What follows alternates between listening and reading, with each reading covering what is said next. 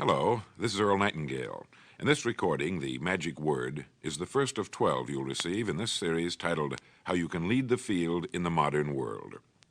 Before we start, I'd like you to know that I'm not going to try to tell you how to live your life. That's none of my business, nor is it anybody else's business. That's your business.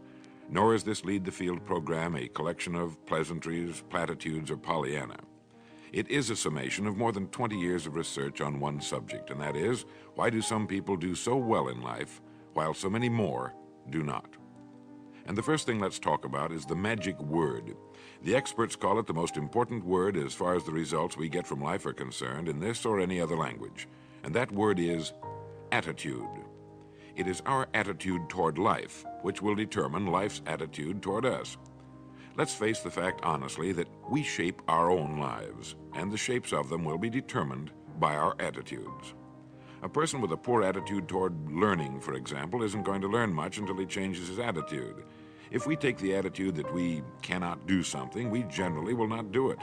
An attitude of failure, and we're whipped before we start. So we know then that what we receive from life, what we accomplish or fail to accomplish, is due in large measure to our overall attitude. William James of Harvard University put it this way: "The greatest discovery of my generation is that human beings can alter their lives by altering their attitudes of mind." And isn't it wonderful that we have this measure of control?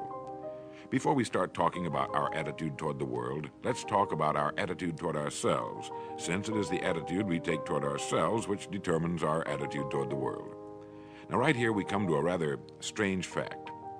We're so familiar with ourselves, we tend to take ourselves for granted. We tend to minimize the things we can accomplish, the goals we can reach, and for some equally strange reason, believe others can accomplish things in our field which we cannot.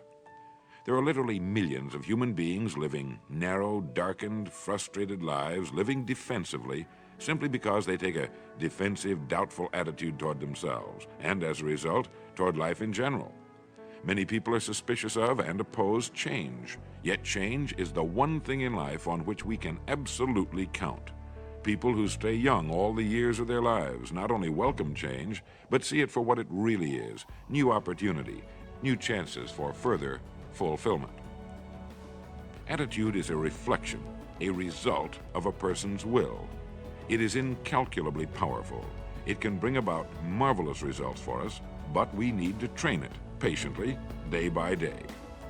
Now let's talk about the attitudes of people who are successful. The top 5% of the people who go sailing through life from one success to another, and who, even when they fail at something, shrug it off and head right out again. No matter who the person is or what he does, men and women in sales, business executives, people in all the professions, wives and mothers, students, top people in the armed forces, public servants, men and women in the service of religion, working men and women in all fields of endeavor, wherever you find a person doing an outstanding job and getting outstanding results, you will find a person with the right kind of attitude. These people take the attitude toward themselves that they can accomplish what they set out to accomplish, that there's no good reason on earth why they can't be competent, successful. They have a healthy attitude toward themselves and, as a result, toward life and the things they want to accomplish. And because of this, they achieve some remarkable things, and they come to be called successful, outstanding, brilliant, lucky, and a lot of other things. They're quite frequently no more brilliant or outstanding than the majority of the people by whom they're surrounded. But they did develop the right attitude, and they found their accomplishments not too difficult, and many times surprisingly easy, simply because it seems that so few are really trying, really believe in themselves. Successful people come in all shapes and sizes and in widely varying degrees of intelligence, background, and so on. But they all have one thing in common. They expect more good out of life than bad. They expect to succeed more than they fail. If you want something worthwhile, take the attitude that there are a lot more reasons why you can have it than there are that you cannot, and set out to earn it. Go after it, work at it, ask for it, and 9 times out of 10, you'll get it. Our environment is really a mirror of our mental attitude. If we don't like our environment, we have to change our attitude first.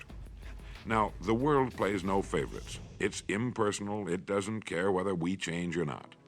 Adopting a good, healthy attitude toward life doesn't affect the world and the people in it nearly as much as it affects us. It would be impossible to even estimate the number of jobs which have been lost, the number of promotions missed, the number of sales not made, the number of marriages ruined by poor attitudes. But you can number in the millions the jobs which are held but hated, the marriages which are tolerated but unhappy, all because of people who are waiting for the world and others to change toward them, instead of being big enough and wise enough to at least make a test which will prove beyond any shadow of a doubt where most or at least a big part of the trouble lies. Studies made of the lives of literally thousands of successful people have shown that they radiate confidence, assurance, they expect success, and they get success. You can spot these people by the way they walk, by the way they look and act. You can feel it about them when they enter a room. They may be short and fat, or tall and thin, or any combination in between, but they have about them the attitude of success. In the record Greener Pastures, I'll get into this next statement, but right now I want you to realize, if you don't already, that in 5 years or less, you can get right to the top of the work you're now doing. I know this, but the important question here is, do you know this? The minute you do know it, you'll have this right attitude I'm talking about. The easiest and most effective means of forming a good attitude habit is to begin to act as though you have a good, positive, expectant attitude toward life. That's right. Begin right now to walk, act, and look as though you belong to this group. If you're already in the top 5%, you'll know what I mean. If you've never tried it, you'll be amazed at what happens. Actions trigger feelings, just as feelings trigger actions. Now, let me tell you of a little test you can make which will prove beyond any shadow of a doubt that a good attitude can change a person's life as dramatically as walking from a darkened room into the bright, clear light of day. Not long ago, I read a line which went, "Life is dull only to dull people." This is true, but it also could have read, "Life is interesting only to interesting people," or "Life is successful only to successful people."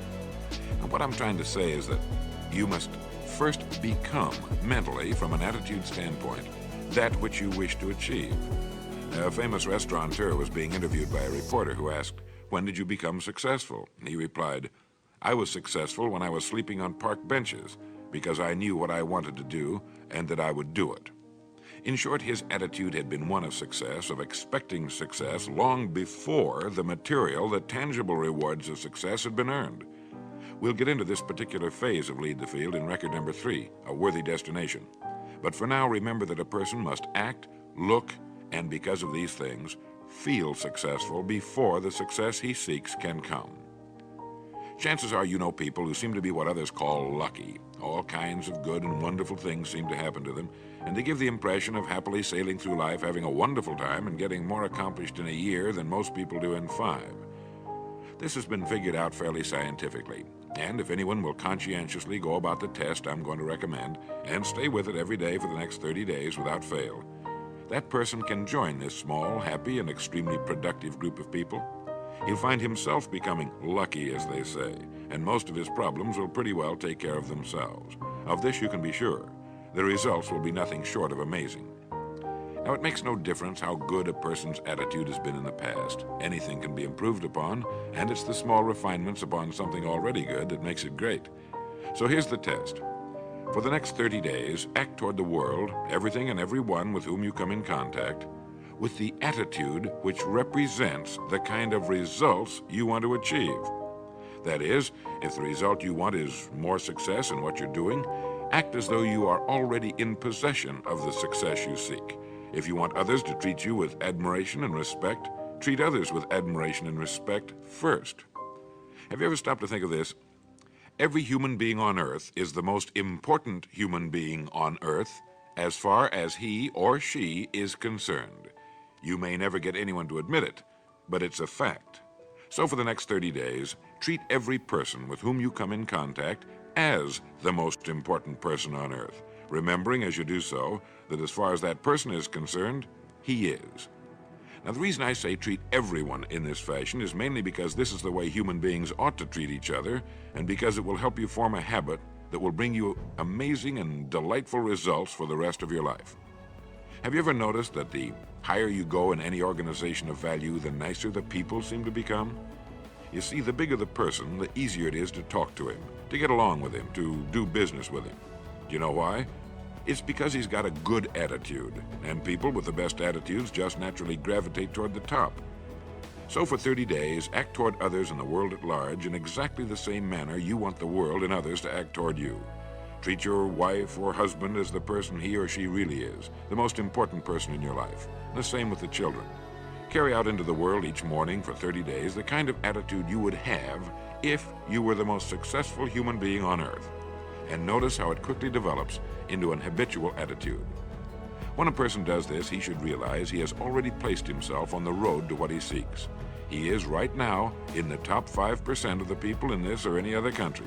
He has prepared the ground and planted the seed. He has made of himself a magnet, an embodiment of that which he seeks.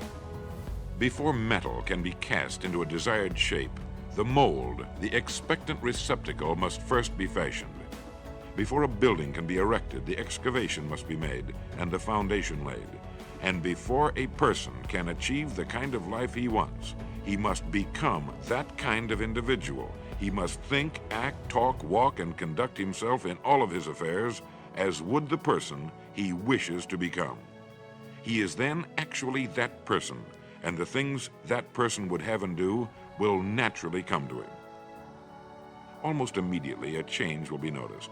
Irritations that used to frustrate and annoy disappear. When some less informed individual gives you a bad time, stay on the track. When someone cuts in front of you with his car or acts in any other manner that shows his ignorance and lack of courtesy, don't permit yourself to drop to his level. Pity him, for that's what he really deserves. That's the very group a person doesn't want to belong to. And if he acts like them, well, let's face it, he belongs with them. There's nothing in the world that men, women, and children want and need more than the feeling that they're important, that they're needed and respected. They will give their love, their affection, their respect, and their business to the person who fills this need. So the magic word is attitude. And in summing up, a few points to keep in mind. 1, it is our attitude at the beginning of a task which, more than anything else, will affect its successful outcome. 2, it is our attitude toward life which determines life's attitude toward us. 3, we are interdependent. It is impossible to succeed without others. And it is our attitude toward others which will determine their attitude toward us. 4, before a person can achieve the kind of life he wants, he must become that kind of individual. He must think, act, talk, walk, and conduct himself in all of his affairs as would the person he wishes to become. 5, the higher you go in any organization of value, the better will be the attitudes you'll find. 6, your mind can hold only one thought at a time, and since there's nothing at all to be gained by being negative, be positive. 7, the deepest craving of human beings is to be needed, to feel important, to be appreciated. Give it to them, and they'll return it to you. 8, look for the best in new ideas. As someone said, I've never met a person I couldn't learn something from. 9, don't waste valuable time broadcasting personal problems. It probably won't help you. It cannot help others. 10, don't talk about your health unless it's good. 11, radiate the attitude of well-being, of confidence, of a person who knows where he's going. This will inspire those around you, and you'll find good things will begin happening to you.